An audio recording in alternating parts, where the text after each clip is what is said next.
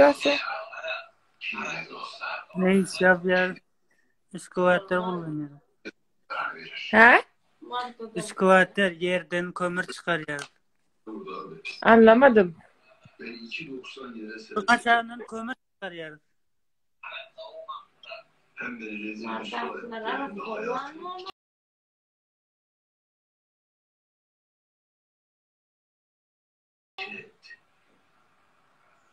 Düşünmedin mi? Anlamadım. Hani kömür ocakları diyen ya, kömür makineleri var. Üsküvat'ta makineleri. Don yani. Çok güzelsin. Sen de güzelsin, kendin göstersene. Hayır, uyuyorum. Hadi yüzünü göstersen yeter ya. Sıralar kapalı. Oy bana kimsin? Telefonumu sana görürüm ben seni.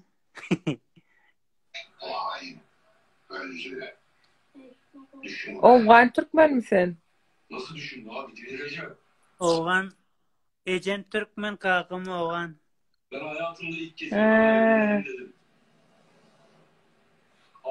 Narman zat ya da ümit ağzın yırtan konu. Tamam, yüzüm göstermeden ben çıkacağım. Kendim gösteremem. Çok ayıp olur. Hadi. Sevgilim var benim. Aşkım var, aşkım. Kim aysen Ama bana? Türkiye'de mi aşkın?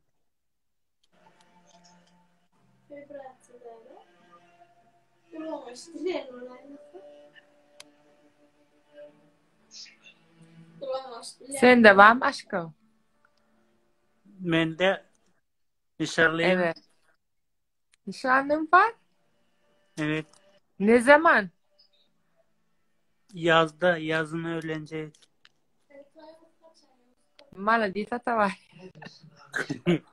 Ama bizim orada Kim bu koç? Baba, ben tanıyan sen. başlık paralar var ya bizim orada. He? Bizim orada başlık parasını biliyor musun?